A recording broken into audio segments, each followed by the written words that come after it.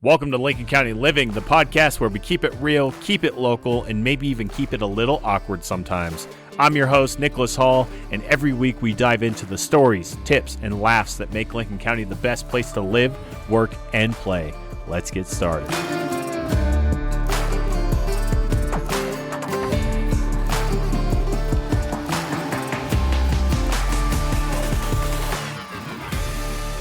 Good morning, good afternoon, good evening, whatever time of day it is that you're viewing this podcast. I'm Nicholas Hall, your host, and you're at the Lincoln County Living, a podcast for the people, by the people. And today we're here to talk to Kidie Thornton with the Humane Society of Lincoln County, and we're going to talk about the importance of adopting. How are you doing today, Kidie? Hey, I'm doing great, Nicholas. Thank you so much for having me on. It's no problem. I'm happy to have you here, and I think today is going to be a very eye-opening episode for a lot of people. I myself have adopted. Every animal we have in the household has been adopted. I'm very, very excited to have this conversation today.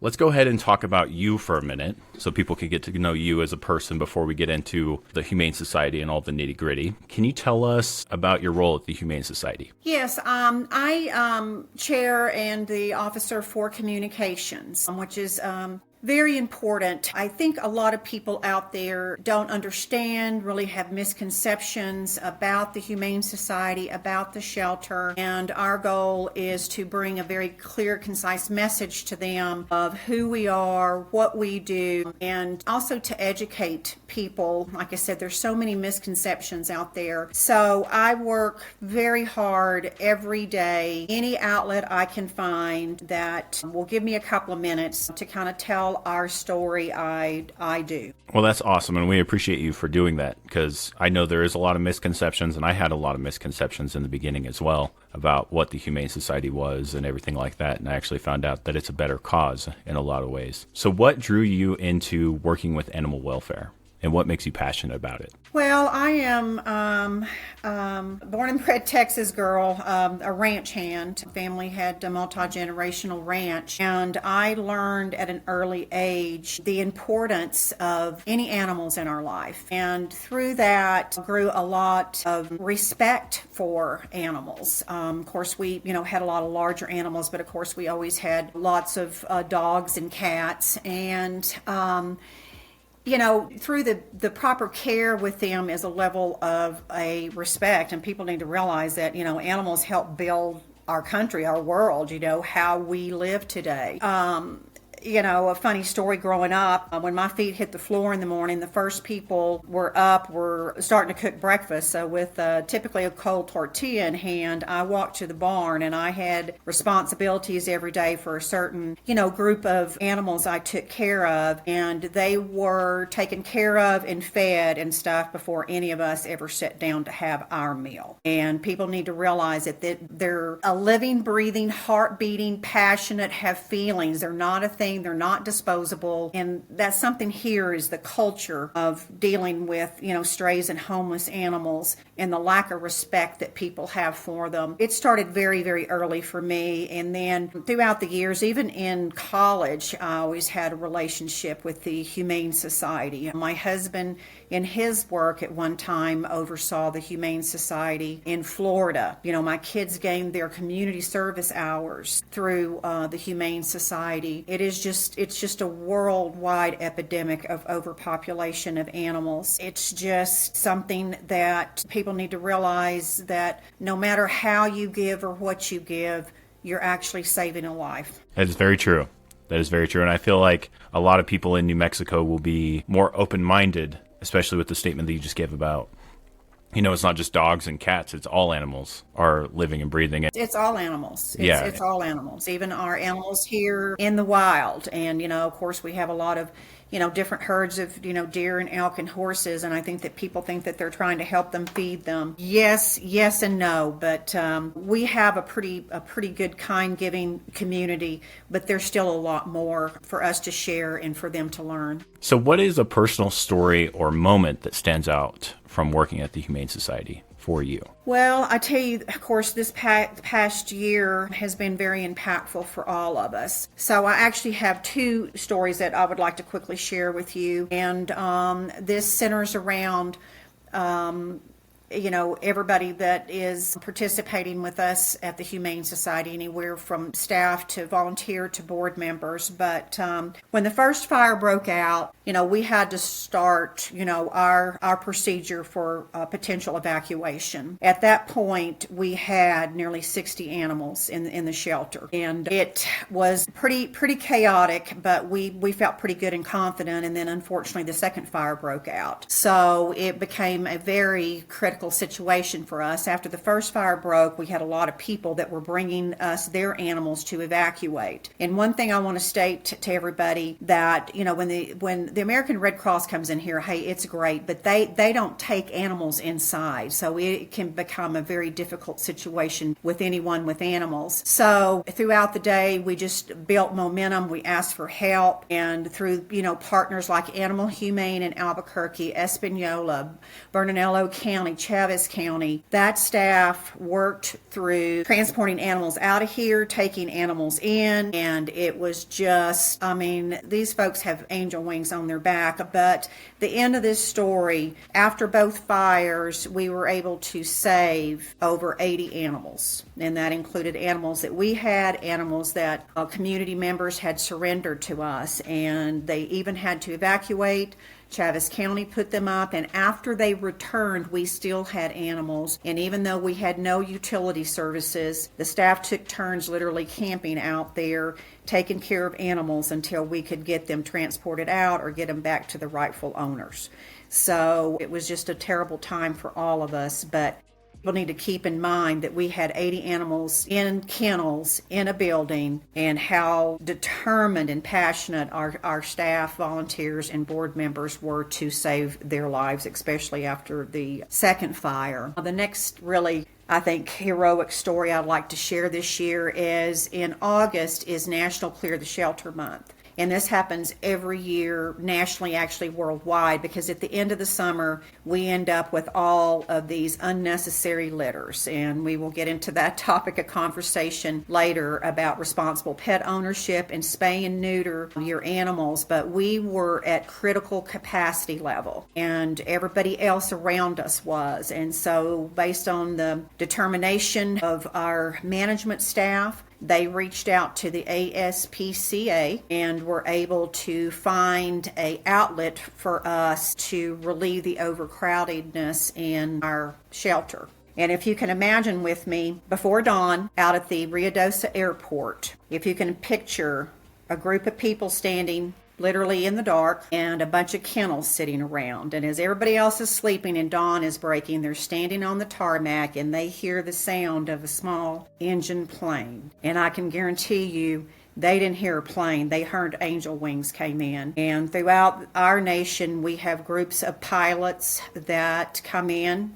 They donate their time, their fuel, all of their energy in this. And a couple that does this, they're only known by Wings of Rescue, came in that morning and assisted us in loading up 40 kennels with 40 puppies that were placed and found new homes up in Portland. So we have had, like I said, these two pretty dramatic events that happened this year. And again, I just can't commend everybody that stands strong with us to help save all these lives. But you know what? It comes down to a daily basis. And for every dog and cat that finds a new home is just the best day ever. Best day ever for me, because I can guarantee you these animals know and understand that they're getting a second chance. And they are wonderful, kind, loving, compassionate partners in life for everybody. I completely agree with that. It really shows you the amount of work that goes behind the scenes at a Humane Society, and the amount of people that are involved,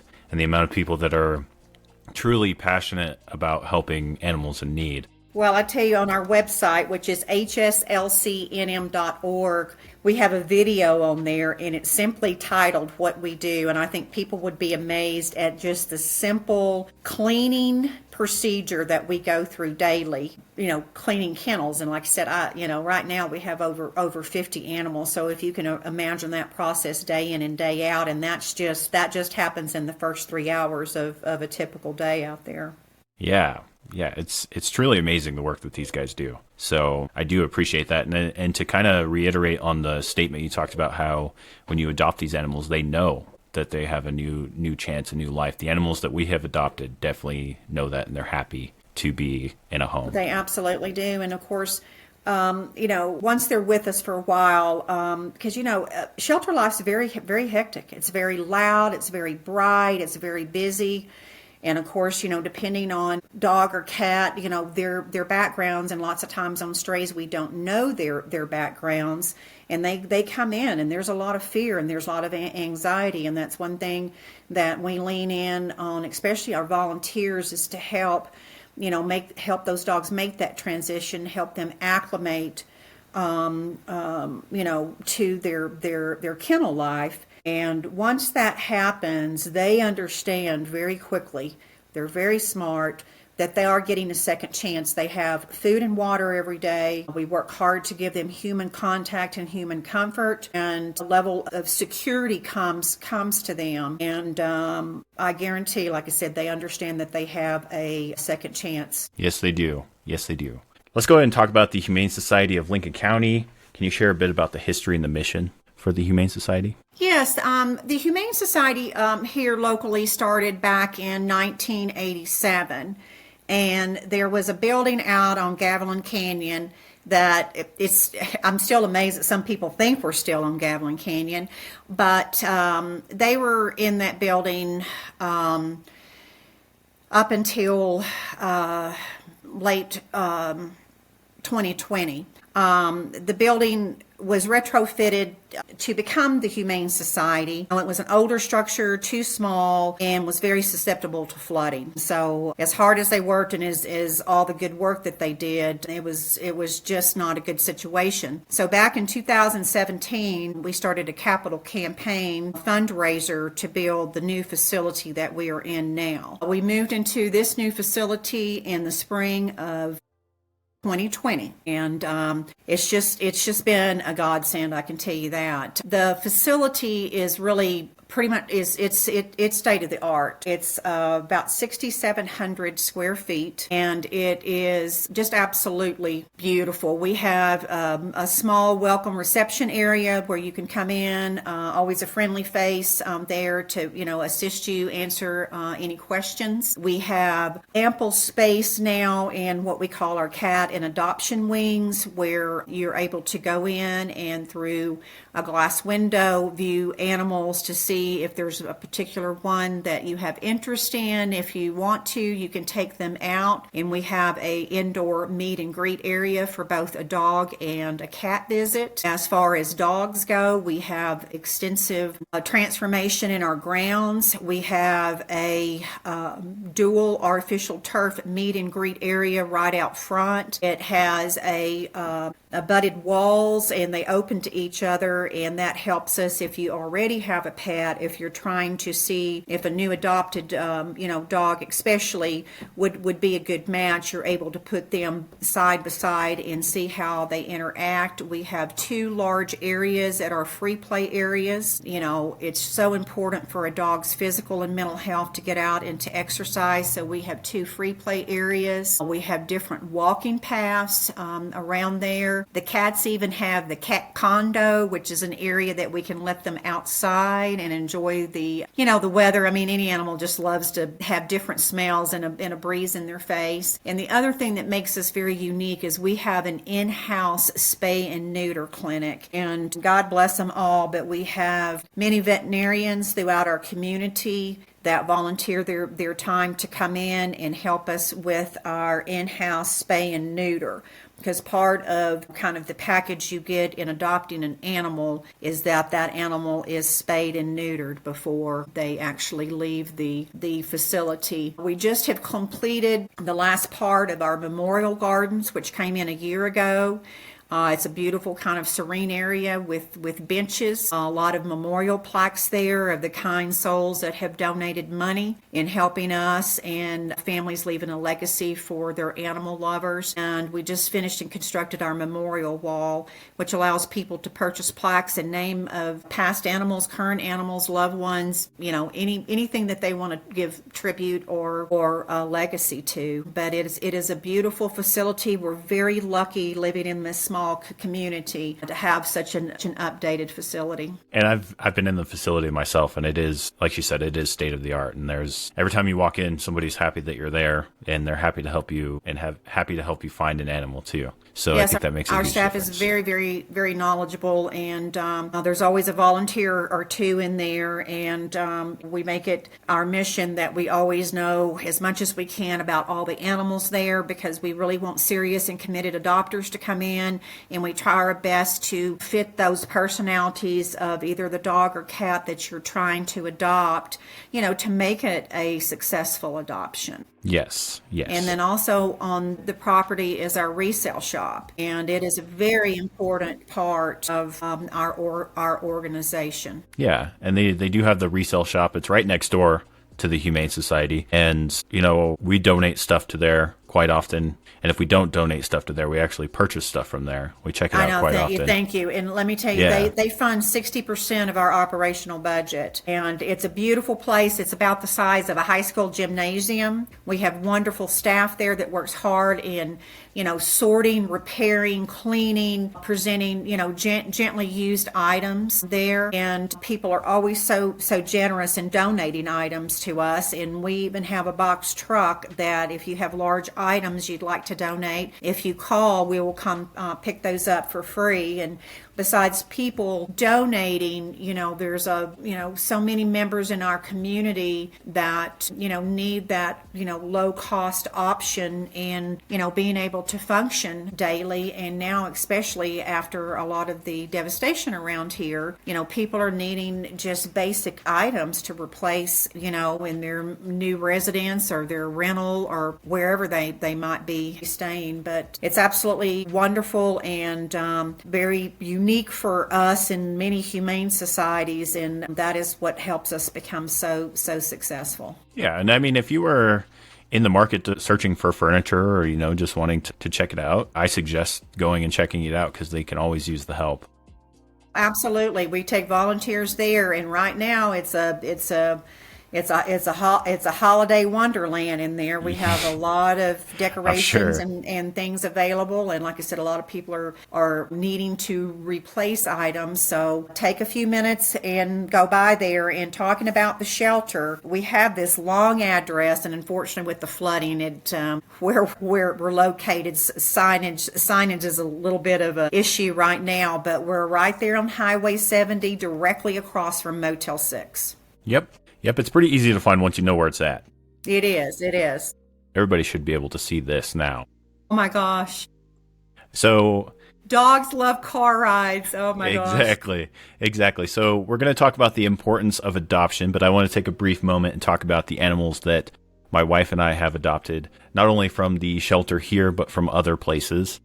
And this one his name was Wallace. We changed it to Clay because he answered to it better. But Wallace was in the shelter for quite a bit of time, and we met him. It's been a few months now. I'm pretty sure we adopted him back in September, and he's been happy ever since. He's a mama's boy to death. He can't get enough of mom. He always wants to be around mom. And anytime that mom's around, I don't exist anymore. I'm just saying. But we also adopted Zoe here. We got her from a family that needed to rehome her, and she's been happy and great ever since then as well. So this is Toes. Aww. We call her Toes because she's a polydactyl cat, so she has extra fingers. She basically has mittens. It's very cool. She was a stray cat outside that she was very close to not making it, and I decided one day that I was going to feed her, and she hasn't left ever since. And she's an inside and outside cat now. And then there's Toes again. And then it's been about a week and a half, almost a couple weeks, we adopted Mochi here from the Humane Society of Lincoln County. First time ever adopting a cat from a shelter for me. And it was a great experience. Like she was talking about, they have the room that you can meet the cats in. You can bring them in one by one and just kind of feel out which one meshes with you, because that's very important when it comes to cats especially. She's very sweet, and she's been very happy. She just plays all the time. I'm sure you'll see her in the background whenever we're recording this, but this is Mochi. So we have adopted all the animals that are currently in the house, and we believe it's very important because no animal should be left behind in our eyes. And yes, we we're okay with, like, if you purchase a puppy, we understand. But if you have the choice, I would suggest going with adopting before anything. So I'm going to ask you a question now. Why is adoption so critical for reducing the homeless population? Well, let me start off with this figure, which I just actually looked up yesterday. 6.5 million homeless animals in the U.S. in 2023. It's not incredible, but that is a monumental number. It is. And, cycle of homeless animals, it will take a while to stop. And so this figure that I just gave you, it is just going to continue. People say, why adopt? Well, I'll tell you one thing. Visit the shelter and see these kind, loving faces that deserve a second chance. You need a little explanation after that. As I talk about the overpopulation, adoption is the first step in many of trying to help break the cycle of overpopulation. And one of the reasons is it doesn't stop. Like I said, you adopt, it opens a kennel for us to bring another, animal in, hopefully for adoption. And the main thing about adopting through, shelter, humane, or rescue is the pet is spayed and neutered. So that is the second step in stopping the overpopulation. And I tell you, I talked to a lot of great people, and I talked to a lot of people and pushback on, adopting, versus all these specific breeds and things like that. And they're like, well, or when people bring a puppy, litter puppy into the shelter, they're like, well, we didn't know, we were surprised, it was unexpected. If your pet is not spayed or neutered, I can tell you that sometime in that lifetime, you better expect a litter of either cats or kittens or puppies, because unless your pet is spayed or neutered, you better expect it. Expect it. And to throw it out there, if you live in the village, there's a village ordinance that your dog should be spayed or neutered unless you have a breeder's license and also have a microchip. I talked about freeing up space, but you have to realize when you adopt an animal, you're supporting your community, because this doesn't come for free. We're under contract with all the entities around here to take in these homeless stray animals. And each time a stray animal is brought into us, your tax dollars are going to pay that minimal fee we get per contract per animal. So that's another way to really help support your community. And I think it also promotes responsible pet ownership. You want an animal, you have the opportunity. Of course, it's your choice, but consider adopting a shelter animal. And these are good, kind animals. There's a perception of, the shelter and Humane Society, and these are wild, crazy animals and dogs, and they're disfigured or something's wrong with them or whatever. And let me tell you, the only thing wrong with every animal in our shelter today is that they were either abandoned, let down, or mistreated by a human. It's human cause of all of these homeless animals that we have right now. And what's so great about it is they come in, we help them, and they're willing to give humans a second chance to come back in to adopt them, and hopefully this time have responsible pet ownership and give them the life that they deserve. And adopting, just like your story you told with us, raises more awareness that helps us continue to battle this overpopulation. You talk about how wonderful your animals are, the great experience you have. That community awareness is very, very important. And it saves lives. Bottom line, yes. It saves lives. It saves lives. Yes. Let's put the puppy mills out of production. I don't know, if you've ever seen any pictures. I've actually been to one, and those, it's a high percentage, 40-something% of those puppies come out there with something wrong with them. It's just cruelty. And then the thing that was so impactful from is the poor mother who is just, bred so often that it's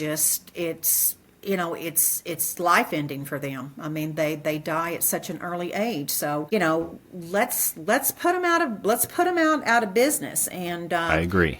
I have a lot of friends that have, I just call them doodles. Everybody wants a doodle, and I can kind of understand allergies. But someone talk about, oh, I don't want an animal that sheds. Well, we shed our hair. We lose hair every day.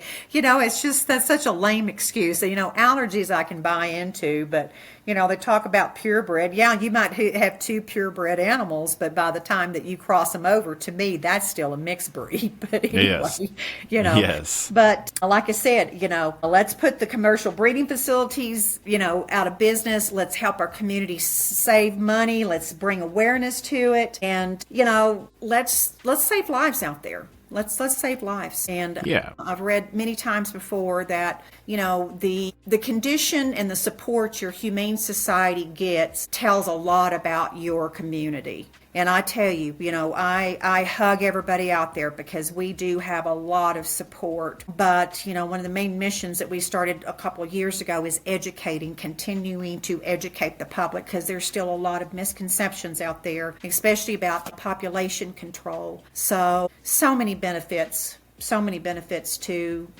adopting. And like I said, it kind of comes back on the community, and the community needs to know that one of the big services we provide is reuniting lost pets with their families. I mean, this year alone, we've reunited, I think we're pushing 300 animals back home. That's impressive. Yeah, That's it really is impressive, and we work hard to do it. And let me put this message out there now while we're talking about it. We have free microchips until the quantities are gone. We are offering free microchips. It is a simple 15-minute procedure. You do not have to have an appointment. The chip is like the size of one white rice kernel. Yes. It's a very non-invasive, painless procedure. You get it, you have an account online, it becomes active. The shelter, veterinarians, animal controls have the scanners, and if your animal is microchipped, I promise you, it could be home within a few hours instead of spending several days at the shelter trying to find you. So, yes. Remember that. The other thing about us at the shelter, it helps create jobs. It enforces our economy here. And, we play a very important part in educating the public and building, community awareness and impact on animal welfare. Veterinarian care here helps promote that. And again, like I said, it's a reduction of financial impact on our local governments. Yeah. Yeah, and this is all eye-opening information even for myself, especially with the rehoming, finding the people's home. That is an impressive number. And that's something that shouldn't go unnoticed. I mean, you guys are bringing animals back to their families that have severely missed them, and that's impressive. I asked for some stats yesterday, wanting to talk about in the last 10 years, the Humane Society of Lincoln County has adopted over 5,800 animals, and we have returned nearly 2,700 animals to homeowners in the last 10 years. That's monumental. That is record-breaking for the Lincoln County Humane Society, but that is a mind-blowing metric there that you brought to my attention. It is, and I mean, like I said, we're a bit of a smaller community, smaller facility, so we work harder every day. We have to be more creative. We have to think outside the box. We have to keep speaking until our voices are heard, because we're speaking for kind, loving beings that don't have a voice. Exactly. And speaking of these kind and loving beings, I have some pictures that I want to share that I found on your guys' Facebook page. I know this is going to be kind of hard for the audio listeners, but I will kind of explain as I go through them.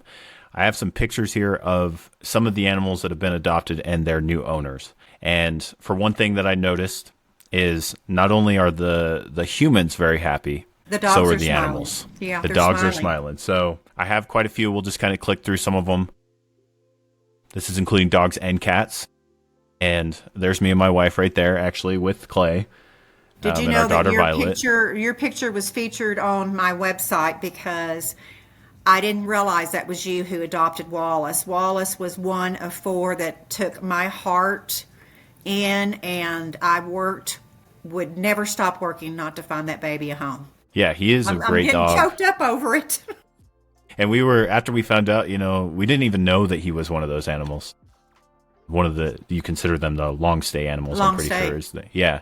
We didn't know that he was one of those animals, and we had brought our dog Zoe to the Humane Society to do the introduction thing that you were talking about. And we had saw, we went through like 7 or 8 dogs, and we went back into the area where you can view the dogs when they're in their kennels. And I remember looking over the edge, seeing, we call him Clay now because we had a past client. Yes. Past client, his name was Wallace, and we don't want to talk about that, but we looked over the edge, and I looked down and I said, he's the one we're taking home today. And my wife Lily was like, are you sure? I was like, yes, he's the one, I can tell. And we took him outside with Zoe, and they just played and played and played, and we couldn't get them apart. And then ever since we brought them home, that's all they do now. That's why I had to bring them in, because they were being pretty noisy out there. But So kind and loving. Yes, we insist that once you adopt an animal, you rename them and give them their non kennel name. It's important for them. It's important for them. Yes. And through these pictures, there's a lot of happy people, a lot of happy animals. And we really appreciate everybody that's already adopted. And every single one of these dogs is smiling in some way. Every single one. They are. Well, cats don't really smile, but I'm sure they are on the inside. They're purring. You just couldn't hear it. Yes. And then I also have some pictures I found. Let me see here. You guys take dogs to it looked like the senior center? Absolutely. That's one of our outreach programs. We have a new program we're trying to build off of that. Weekly, we take adoptable dogs to the Good Life Senior Center. We're there, probably an hour or less, just for really dual benefits. Research shows that interactions with pets really have a profound impact on just about anyone's life. It provides a lot of companionship, emotional support, and that helps increase health benefits, and, it alleviates loneliness, fosters a sense of purpose, well-being, and it just brings joy and happiness. And they look forward to the dogs coming. They all come out and sit in their living room area, and they love and kiss and hug, and the dogs end up getting too many treats, but they both enjoy it so much, and it's so important for our dogs as well. I was talking about the dual benefit. Like I mentioned earlier, the kennel is a very hectic, crazy, busy lifestyle for them. And for those of you that don't realize it, we work hard to get every dog out every day. They get out in the mornings when they take them out of their adoption interior kennels and put them in the outside kennels while they're cleaned and sanitized. Then they go back in the kennels, and then we try to get them out one more time during the day for just full exercise and fun. So basically, the dogs are in their kennels 22 hours a day, besides those 2 hours that they get out. So it's beneficial for them, to get out. And this is part of a lot of the training that we do with them, to socialize them, to present them with different experiences and different situations. And the one thing that these dogs want and need more than anything is just a human touch and a human voice talking directly to them. At the end of the day, the animals just want to be loved. Absolutely. It's the most simple way to put it. At the end of the day, they just want to be loved. And it is, and it's an unconditional love. It doesn't matter what, when, where, and how. I mean, they are just so loyal, and they're just there to love you and support you and to continue to build you up. But we're also developing a program. I have just enough information to share it with you, with a local organization called Healing America's Heroes. The executive director out there, his name is Eddie Crane, and he does a therapeutic recreational program out of Fort Stanton based around horses, and had an opportunity to meet him last year, and we've kept the conversation going. So starting in January, we're going to implement our new program called Hounds for Heroes, and we're going to do the same thing. We're going to take a couple adoptable dogs out there. They have week-long programs where veterans, first responders come in for a weekly program. And of course, a lot of them have different levels of PTSD, and interaction with dogs is it's a level of support for them, happiness, joy. Like I said, it kind of fosters a sense of purpose at that moment in life. So we're going to start taking dogs out there and helping Eddie with the veterans first responders. And again, it has a benefit for our dogs, and we're hoping it could possibly even lead to some additional adoptions for some very worthy people that work and save our lives and property every day. And you said that's going to start in January? In January. Well, as soon as that information pops up on their Facebook page, I will definitely be sharing it on my Facebook page, and you guys can find it either on theirs or mine, because I think that is a very important cause that they are starting to address. So I do strongly believe in that. It is. It's a wonderful program. These men and women have given so much, and it's time for us to help and give back to them. All right. So let's go ahead and talk about some of the animals that you guys currently have at the shelter. We have quite a few. I got as many pictures as my son would get before he got bored. We're going to go ahead and go over some of these. The first ones that we're going to go over are what they consider the long stay animals. These are the ones that have been in there for 3 to 4 months or more, correct? Yes, on an average, three to 4 months. These dogs range from a little over a year, anything under a year, we still consider a puppy, a year over an adult, up to 4 years of age. They are fantastic dogs, different sizes, breeds. Every one of them have been socialized. They know some commands. They could be considered house trained if they had direct access outside. Some of them we call dog specific, is like they would prefer male over female, etc. But these are fantastic dogs just waiting for a home. And at their age, they're calmer, they're patient, they're more tolerant than a puppy would be. You have less training, and they're stable. And like I said, close to being housebroken. That's Dumpling. She's been with us, well, nearly 3 months. Just a doll.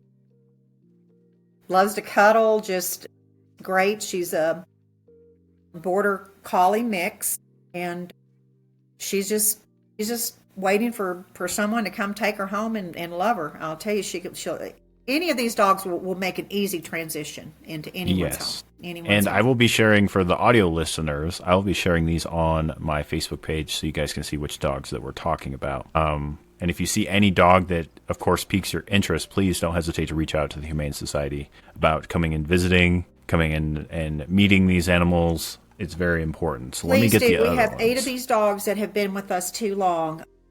2 of them that I want to just talk about quickly. Well, there he is. That's Ernie.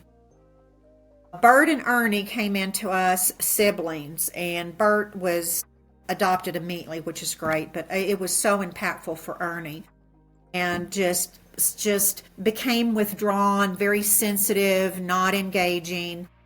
And we have, particular volunteers that will really concentrate on someone that's really struggling. And this is a picture of Ernie that was taken a couple of weeks ago. If you could have seen the picture of Ernie taken, months ago, he's laying on the floor cowing, he was so sad he just couldn't even lift his head up nearly.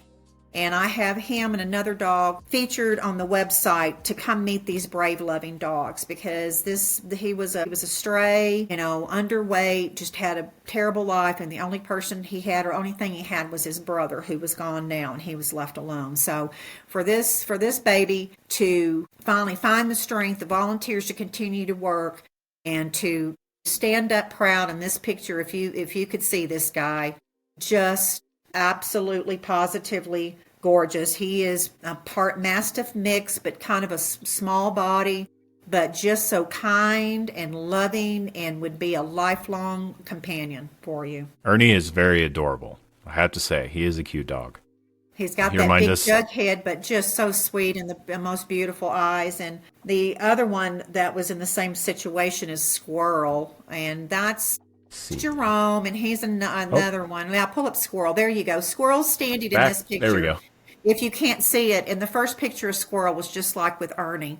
Just so scared, so intimidating, just laying down, couldn't even lift the head up, and afraid to walk through doorways. Again, this being a stray, you don't know their experiences being outside. So that was the first thing, is just trying to calmly work to, just get through the doorway. And so now this new picture, standing tall, bright, just beautiful black and white, and just fun dog, and really gets along with any dog. Not really, that seems like that dog specific.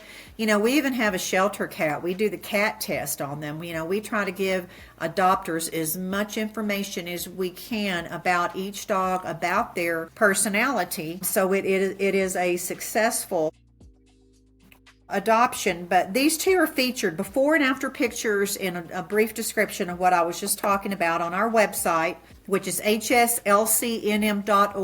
So these two dogs are just absolute heroes, where they came from, what they've been through, and still embracing life and so deserving a second chance. So deserving. And we also have some of these other ones on here. We have Jerome, and he looks super adorable too. He is. He's got a big guy. He's a lab mix, but smart as a whip. And he's been with us since August, and we just do not know why people aren't drawn to him. He's just incredible. They all are. I mean, again, great fit. There's Rocco. He's an entertainer. He's the oldest one we have of this group. He is approximately 4 years old. Again, been with us since August. And he's what we think a bit of a terrier bull mix, and great personality, has fun energy. And we would tell you, if you consider this one, you need to really be able to do walks or have an outdoor area to play, because just based on the breed, there's just a little bit different fun energy that they just need to burn it off a little bit, kind of like we do throughout the day, or possibly have a housemate to run and play with. Yep. And I've learned from experience, and this is just me on opinion, the more muscles that a dog has, the more work it's going to be. Yes. I've had a boxer in the past, and he was a lot. He had big muscles, kind of like Rocco does. And Zoe also is that type of dog too. So if you like to go, I've learned if you like to go on hikes, they do too. If you like to go for runs, they do too. Anything that's high energy, they love as well. And just playing with the ball, just have an area exactly. just to throw the ball and run. Yes. Yeah. There's sweet Tacoma. Again, just beautiful personality, a little bit bigger dog. Lots of times people just don't want big dogs. They don't have, the home or the yard or the area to do it, which we appreciate. Let's all be honest up front to make it a successful adoption. 2 years old, a little bit older, but again, has all the skill set to make a easy transition into anyone's home. And just a little bit of work. Adopting an older dog is a lot less work than a puppy. If you want a puppy and to go through all that, that's absolutely great. But these older dogs that we have will make it so much easier. Like I said, transition into your home, less work and training. They already have so much of that. That sweet Tal. This is another one that has, I think toward the end of August, 1st of September. And another stigma that drives me crazy is black dogs. Not as big as, like a full-grown lab, but I don't even know where or how superstitions that black dogs are just as loving as a white dog. I mean, there's absolutely no difference in that. We don't know. Like I said, they've been there. They get seen by many people daily. And there's Toby. He is actually has been off site doing some special training. You just never know with these dogs being strays what their background was, but just the kennel life started setting in some anxiety. Sweet, kind, loving, but just like I said, it's a very loud, hectic environment there. And give a shout out to Preston Marshall and No Dog Yes. Left Behind. Yes. He's taken a special interest in Toby. Toby's been with him on site. Preston has kennels and is able now to do, kenneling and dog training out there on site. Preston has worked with us. He actually, back in August during Clear the Shelter, offered free 15 to the first 15 adopters. You got a free 30-minute dog training session with him. Yes. Anyway, Toby's out there and just life away from the kennel. He has just become even a more beautiful, kind soul, and not as nervous, and is getting ready to join back with us. And we sure hope that the story that we post about him, that someone would consider adopting. Probably someone would we'd probably recommend with older children, not young children. Probably do very well with a sibling. Just need to make that an initial greeting there with us on site to see how they get along. Because probably still needs a little bit more in confidence. He needs a big brother or big sister that'll kind of show him the ropes a little bit. Yeah. Toby looks super cute, and he looks like he'd be a sweet boy. Yes, he is. I am well experienced with Preston Marshall. We actually took our dogs through his class a few times, and he's actually a good friend of mine. Fantastic. He's going to be on here pretty soon. I'm going to make him, but he's going to be on the podcast pretty soon. But shout out to No Dogs Left Behind. Absolutely, and he's done a lot for us in house. We try to educate the public, but we try to continue to educate ourselves and staff in house. And he's come in and helped us, kind of sharpen up our dog training skills that we in turn, instruct our volunteers to do, so that we have, the same common language in learning commands and different skills, and, how to understand a dog's, temperament, behavior, just a lot more professional application for us. Yes. I like to say he turns your wild animals into pets. So, yes. So I have quite a few pictures here. I'm going to just click through some of them so that people can see. For the audio listeners, I'm going to kind of give you some idea of how much need is needed at this Humane Society right now. So they have a total of 50 animals, and that is a mix between cats and dogs. I know that they have more dogs than they do cats. Some of these dogs that I'm showing on screen right now might have been adopted. I'm not sure, but there's quite a few. And this again reiterates the point of the importance of adopting. I believe every animal deserves a second chance, especially if that animal is going to give us a second chance.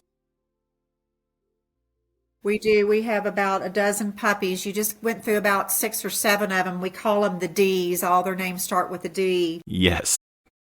They're what we think a terrier pit bull mix. And that's an example of unnecessary litters. Yes. And when I'm clicking through these, you're going to notice there's a lot of puppies. Yes. And a lot of dogs that may have been maybe like 1, almost 2 as well. There's a lot of younger animals at this shelter. And this is, again, there's the picture of squirrel she was talking about before. Shows you how sad that squirrel was. Yeah, it looks how sad. And then standing tall and proud. Like I said, look at the website, the before and afters. It's just absolutely amazing. And I will definitely put their website in the description. Too many puppies, please. We have, we can continue talking. We have great services. A lot of people don't realize different programs at the Humane Society, but one of them is to spay and neuter your pet. Yes. And I will put their website in the description of this podcast so you guys can find it easily. There's a lot of good information on there.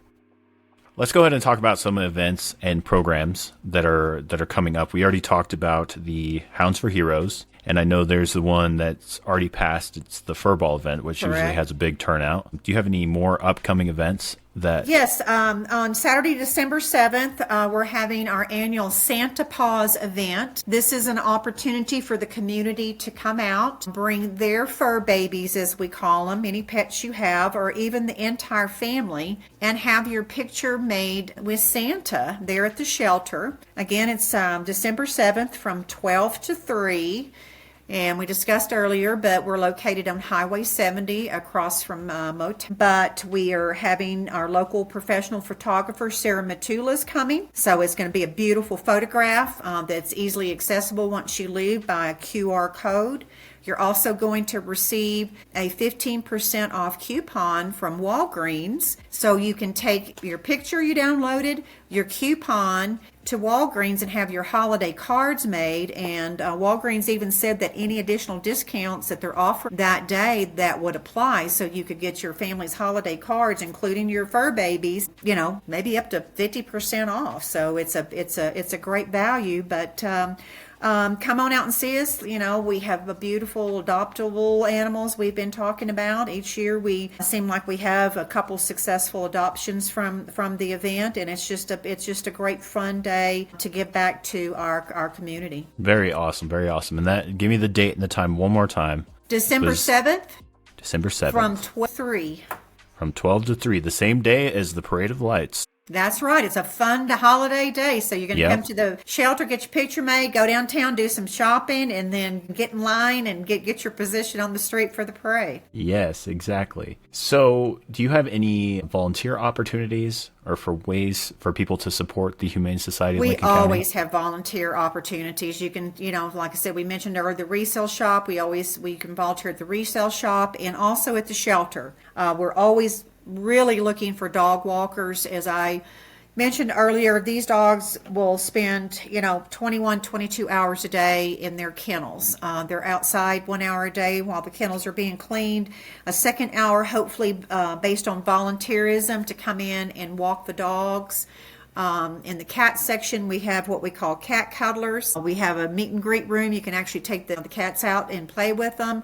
Or lots of times they just walk up and down, open the cages, and just cuddle and rub on the cats right there in the adoption wing. There's always other miscellaneous items to do around the shelter that you can volunteer for as well. But like I said, we're always looking for that human interaction, mainly with our animals there. On the website is a description of what we offer, all these opportunities. You can even fill out the volunteer application online and submit it to us. You are required to come in for about a half an hour of training, which is very fun. It's very informative, and I promise you that the first time you cuddle a cat or get a dog outside, the reward is just incredible. Absolutely incredible. So come help us. Volunteers are the lifeblood of our facility. They are the ones that help us have such a high successful adoption rate. And you can probably fill out that application on their website. Again, it'll be in the description of the podcast, so you can go and check that out if you're interested. So let's go ahead and highlight some special programs. I know you sent me one over called Spot. So tell me a little bit more about Spot. Spot,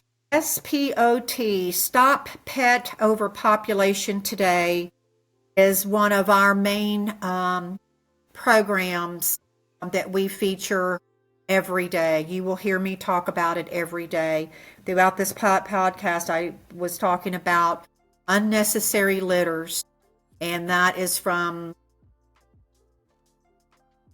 not very responsible pet ownership, I have to say personally. All these unnecessary litters just come in to the shelter. They keep, our capacity so high, and it's just so easy to help us, your community, and your animal by having them spayed or neutered. We do offer a low-cost spay-neuter program. It's income qualifying for residents of Lincoln County.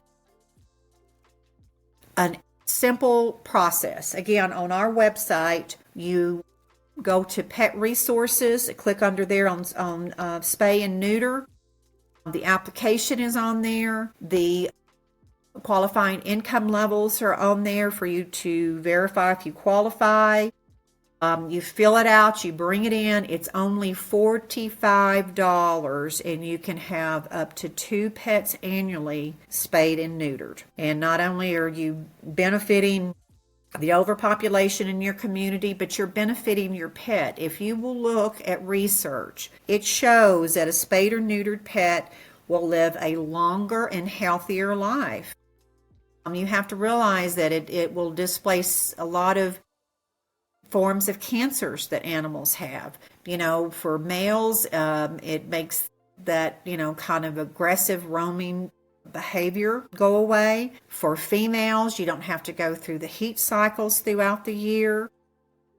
They have a tendency to be more receptive, they think, to, new ideas, new people, new things, because, like I said, it's kind of a temperamental thing. Lack of testosterone and estrogen, they say, will sustain life longer. So like I said, there's great research and indication on there, like I said, to help your pet live longer. I submitted a chart on why spay and neuter. And I know some of you may not have the visual, but let's just look at the solid numbers. A dog can have 2 litters a year. Okay, they have an average of 7 to 8 puppies. So that adds up quickly. Cats can have up to 3 litters a year. Okay, each time 4 to 6 kittens. And then 5 months later, 12 months later, it starts adding up. So let me put this into a little bit better perspective for you. If 2 dogs breed in 1 year, that's 16 puppies. 2 years, 128. 3 years, 512. In 6 years, that's 67,000. Okay? And cats, it even gets up there more. 2 cats, 2 years, 376. And in 6 years, 11,000. Wait a minute. 1,100,000. So anyway, it builds up quick. And it's so simple, it's so easy. And of course, for those of you that don't qualify for the low income program, I understand it does cost a few $100s to get your pet spayed or neutered. But please understand the circumstances that we deal with every day. Keep in mind the health benefits for your pet in doing it, and keep in mind that they say that 6 out of 10 homeowners, pet owners, will have a unexpected litter of puppies. So if your pet is not spayed or neutered, you need to expect that probably it's going to happen to you. And people say that all the time when they bring in 6 or 7 puppies that just happened last week. So please be conscientious and aware and have your pet spayed and neutered. It's just easy as that. Another program we have is called TNR, Trap-Neuter-Release. I think we're all aware that we have, we live in a large countryside here. We have a large feral cat population, and the same thing goes for them. It's a program that is very minimal in cost. It's only $30. If you don't have a Humane live trap, we have one you can rent at the Humane Society. You come in, you try to trap as many as you can in your colony. Now, with the voucher you get from us, you can make the appointment, even like with Spot, you make the appointment at the vet you want to, at the day and time where it's convenient for you. You take them in, you have them spayed or neutered, let the recovery happen, you release them back into the colony, and you have just, depending on which sex you had or whatever, you probably have stopped doing that. Several hundred more cats from being reproduced right there. So that's another very important program for us that we have. Right now we have free microchips. We received a grant and decided under the circumstances that we use the grant and bought as many chips as we could. They're free until supplies, while supplies last. It's a simple procedure, not invasive procedure. It takes less than 15 minutes. Come into the shelter. You don't have to have an appointment. Little bitty kernel of rice goes under the scruff of their neck. You get the chip information, the company information. You simply create an online account that has your address, your phone number. Now you are responsible to keep that current. Then if your pet is ever lost, the shelter, the vets, all the animal control officers have a scanner. A pet is scanned and can be returned almost immediately instead of ended up at the shelter for days. So please let let us help you keep your pet safe. We also have a low-cost vaccine program. It's no intention to, compete with our local allies, the veterinarians, but it's there if you need it. So if you are bringing an animal in to be microchipped, you don't have your rabies, we can sell you a voucher under market value. It's just our way to help you keep your pet safe. So we also, like I said, have low-cost vaccines. All this information's on our website under Pet Resources. So go under there and look and see how, the shelter might help you, your family, and your fur babies. So that's a lot of the programming. But the other thing I wanted to just touch on is we talked a little bit about our outreach, but our education program and how our education team is just phenomenal. They are working so hard out there because we really feel like that one of the ways to help all these homeless animals is through educating our younger generation and in changing that culture of knowledge that they have and what they understand about the Humane Society, what they understand about animals. And we're hoping, that, these children understand that, the animals need to be valued, they need to be supported and protected and encouraged pet owner responsibilities. And we do that in a lot of different ways. One of our most popular programs is Read to a Shelter Dog. We've had, I'll take it back, Riadosa, unfortunately, with the weather and stuff.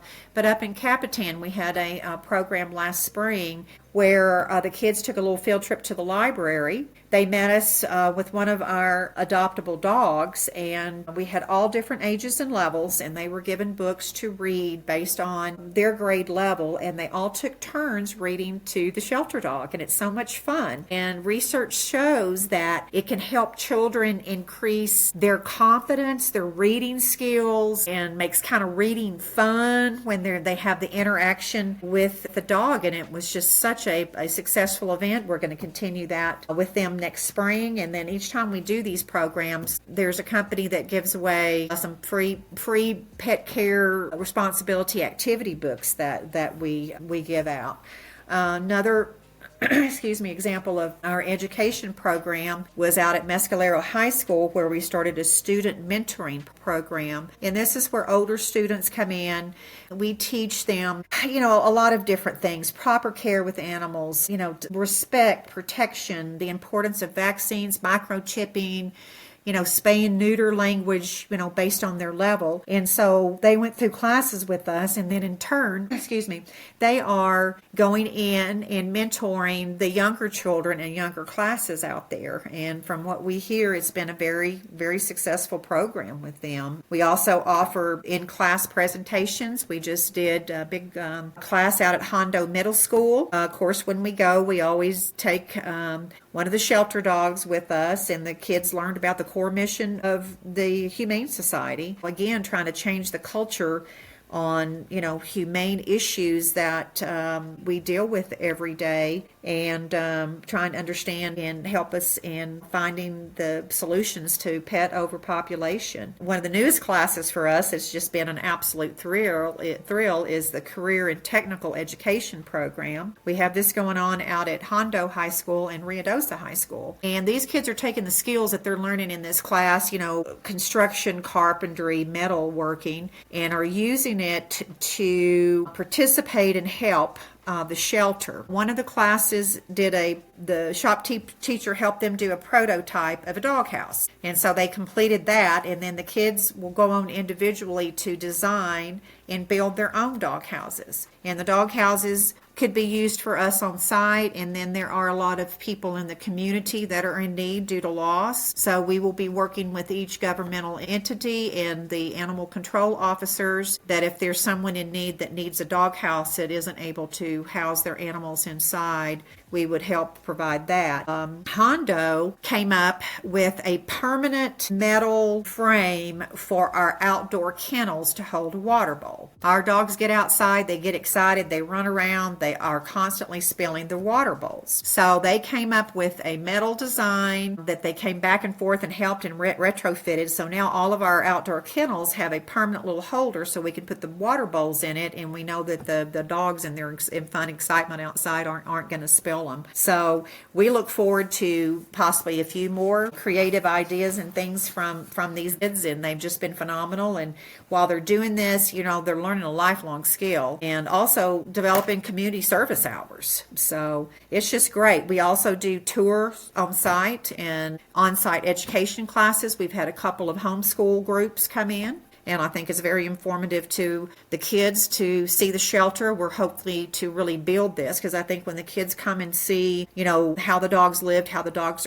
are cared for, that's going to be that cultural change in them in understanding, you know, the volume of animals we have, you know, what it takes, you know, to really take care and respect animals. And I think it's going to be you know, something we want to expand on. You know, we're out in the community all the time. You know, we talk to EMU, we talk to different organizations again. You know, we're always spreading the, you know, our biggest message is stop pet overpopulation today. We talk a little bit about our needs, what they can do to help us, and again, just trying to get our mission out there of, you know, respect and care and responsible pet ownership. We already talked a little earlier about our therapeutic and support programs that we have at the Good Life Senior Living, and then of course our Hounds for Heroes that will be coming in January. We also do a lot of in-house training besides the community, you know, to benefit us, our staff, to educate us, to, you know, help us be better in what we do. We have a pretty extensive volunteer training program. Actually today we're via video, so if you're not able to physically come in and take the time, but you still want to volunteer, it'll be a YouTube video. You can go on there, watch the video and stuff, and then come in, be ready to walk. And when I talk about volunteering, I'm not talking about, you know, giving, you know, I tell people an hour. This is what I need, an hour. You can get anywhere in Rios in 15, 20 minutes. Okay, you get to the shelter, you're already trained, ready to go. In that time, you could, you know, in 30 minutes time, you can probably cuddle and you know, work with all the cats. In 30 minutes time, you can probably get 2, maybe 3 dogs out and finish up, get back in the car and leave. So in 1 hour, you've made a difference in numerous animals' lives. And it's just that simple. And it's good for you too. You don't know how much good dog kisses and licks are. And to get out fresh air, it gets you moving, it gets you motivated for the rest of the day. So volunteers are just absolutely critical for us. And then, like I said, we have community service hours to offer. Now, there is a little bit of limitation on that due to age. You have to be 18 or over, or if you're younger, we do have a lot of parents that are committed to us as well, and they come in and participate with their kids for community service hours. All of this is just, it's been going now for us for a year and a half. We're doing a refresh on the website on all this information, and once we get that done, which will probably be sometime next week, there'll also be an online request for you. Schools, organizations, you're interested in doing any of this, there'll be an online request form. You go in there, fill it out, submit it, and we'll get back to you as quickly as possible and get something scheduled. Very awesome. Very awesome. There is a lot of programs out there for the Humane Society, and I'm very excited for some of these to take effect. And like she said, if you're interested in having them come out and speak, it's very important, especially for the kids, because I think they need to know more than anybody the process is, and how, you know, again, we keep saying it again and again and again, but how important it is to adopt. So I think kids knowing is going to make the parents know a little better, if you ask me. That's very true. Very true. And the kids are so good. They're so intuitive, even at their ages, and, you know, ask great questions. And we've even had some that, you know, asked additional questions that came back to us, wrote thank you letters and stuff. And like I said, that's one of our big missions, is to really get out in the community, make everybody aware so many things. But the main thing, like I said, is just help us to develop and meet solutions to stop pet overpopulation, and then know of the other different services that we offer to the community as well. Let's go ahead and wrap up today's episode. First thing I want to say is thank you to Kidie for coming out and, giving us all this valuable information and really highlighting the Humane Society of Lincoln County. And hopefully, later on next year or sometime we can have you on again and, talk about any initiatives or programs that you guys have coming up, any events, anything like that. You guys can feel free to reach out to me and we can get you back on here. So to kind of wrap things up, they have over 50 animals that need adopted right now. They have, remind me how many long stay animals you guys have? About 7 long stay animals, and they're ready for a home right now. They have every skill set you need. So they have 7 long stay animals. They really need a home today if you can. And there's a lot of programs and a lot of incentives that the Humane Society offers, and I really believe that we need to start taking consideration the homeless population and how we can help reduce that, because it's only going to get worse if we don't do something now. So again, thank you, Kidie, for coming on. I'll have the website in the description of this podcast for you guys to go check out the Humane Society for yourself and everything that they have to offer. And do you have the contact information for the Humane Society on hand that we can share with the audio listeners for the phone number? Yes, the main way to reach us is through the website, of course, which is hslcnm.org. Follow us daily on Facebook. There's always something happening out there. The shelter is open from 10 to 3 on Monday, Tuesday, Thursday, Friday, Saturday, and then we're closed on Wednesdays and closed on Sundays. All right. So that's pretty much going to be it for today's episode. You guys can go ahead and follow us on Facebook. We are also on Spotify, Apple Podcast, we're on iHeartRadio, and we are also on YouTube. So we have several platforms for you to listen in or view on, whichever you prefer. And coming up next week after this episode, I'll be interviewing a home inspector with AMA Home Inspections, Austin McCrary, and we're going to talk about what to expect when you're inspecting. And yes, the title is funny because it is like the book. We understand, that's the point. But thank you again, Kidie, for coming on today. We appreciate all the valuable insights that you brought to my attention and hopefully to the listeners' attentions as well. And hopefully we can get something moving for you guys and get some people on board with helping you out with all these animals that you have. Thank you, Nicholas. I really enjoyed our time together, and I appreciate the opportunity to continue to get our message out there. And personally, thank you again for all of your adoptions. It makes a difference. It'll make a difference. So hopefully after this podcast, we'll have a few more adoptions. We appreciate Yes, hopefully your I see a lot more of those pictures on Facebook, and we could just start seeing them again and again and again. So without further ado, that's going to be the end of today's podcast. I hope everybody has an awesome day, and we'll see you in the next episode. You've been listening to Lincoln County Living, where we keep it real, keep it local, and sometimes keep it awkward. Don't forget to subscribe, share, and come back next week. Until then, stay awesome, Lincoln County.